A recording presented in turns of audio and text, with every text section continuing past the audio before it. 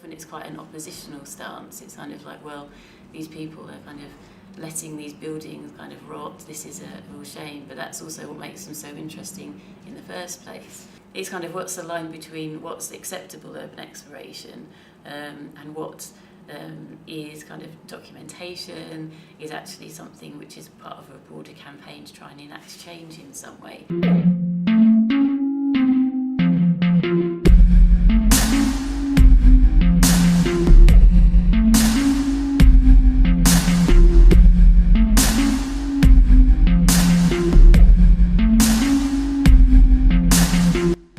Explorers push boundaries and go to great lengths to research and explore urban spaces. Their unique approach allows us to see buildings from a whole new perspective. But is this just a hobby enjoyed by harmless enthusiasts, or can it become a part of something more dangerous and out of control?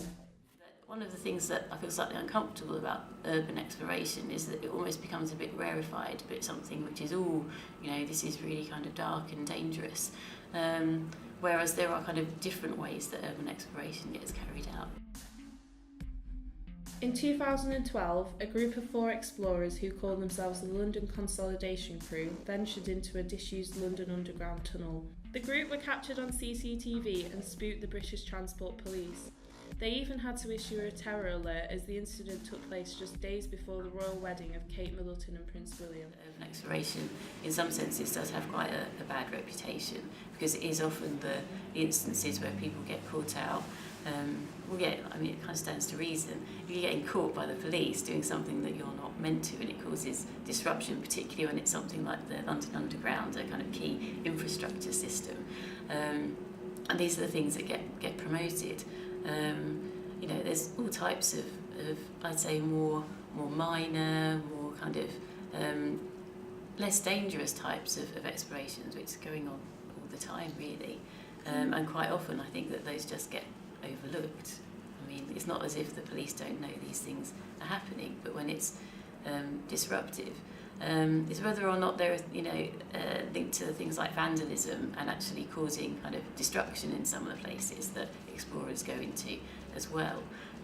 That's where it starts to become a bit more of a kind of a murky ground really. So, are urban explorers committing a crime when they enter derelict buildings?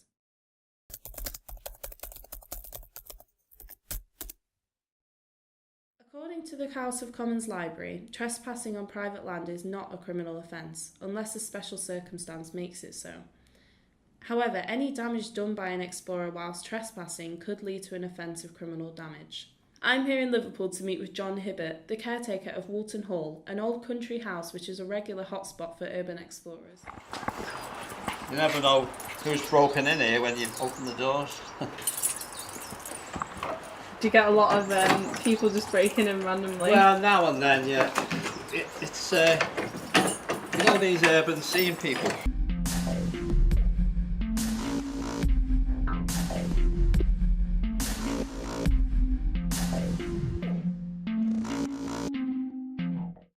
Built in 1704, Woolton Hall has been used for many purposes over its lifetime, including a family home, a hotel and a wedding reception venue. It's been empty for 10 years now. I used to own it for 30 years and then I sold this and then the people who bought it closed it down. So I still look after it, yeah. People break in now and then, vandalise it. With the amount of urban explorers breaking into the building on a regular basis, John has now decided to leave his phone number on the front door in an attempt to encourage people to contact him and arrange a tour instead of resorting to trespassing. This is where all the scrap fellas have broken in and stole a copper pipe. Yeah. So are there any positive outcomes for people like John from the activities of urban explorers? In terms of what it does, kind of in terms of property development, I think that, that's an interesting one. I don't know actually. It's more from what I've heard that it really annoys people when people, are kind of accessing kind of buildings which have been shut off for a very good reason for quite a long time, often. Rather than it necessarily being something which is seen to have particular positive outcomes. Although, there is a certain element here that about kind of architectural conservation and things like that. We're just raising the profile of places which might be becoming dilapidated, which might be falling apart, particularly if they've got what's known as a listed status. So they're buildings which are deemed to be of architectural significance but have been left to rot for a couple of decades. That's potentially where things like urban explorers kind of going in and taking photographs and things might have some kind of impact. But it's almost that I think that urban explorers themselves kind of shy away from wanting to have any sort of, official kind of role in promoting kind of development of this space. Cost a lot of money to renovate it. It was in a state like this. Would you like to have been able to renovate it all? Pardon? Would you like to, if you had the money, would you like to be able to I'd like renovate to do it again, yeah. Yeah. I mean, I wouldn't have sold it if I would have known they were going to close it down. Yeah. Do you think it'll ever get demolished? Oh, no, it's a grade 1 listed. Yeah. The only way it'll get demolished is if it goes on fire. And this is what happens with old buildings, isn't it? Yeah. They suddenly, mysteriously go on fire, don't they? Enough. With these urban explorers. Yeah, I mean, there is a fine line between what's legal and illegal. And I think that's what distinguishes people who are proper urban explorers. It's the ones that kind of know what the legalities are, and they kind of put themselves in a position where they probably, are skating that fine line, but hopefully, from my perspective, sticking on the line where it's more less of the illegal types of activities which might actually, cause disruption to people other than just themselves. So there's kind of interesting kind of questions in urban exploration about kind of individual responsibility and the impacts that might actually have on others as well. But what about the impact urban explorers can have on the environment?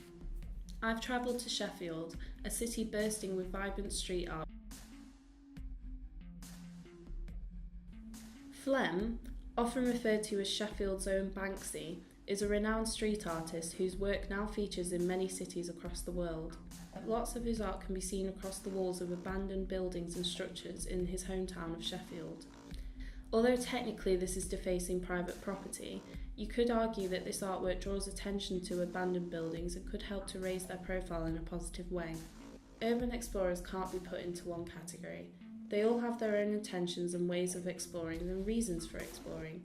The rest is simply left up to our own interpretation.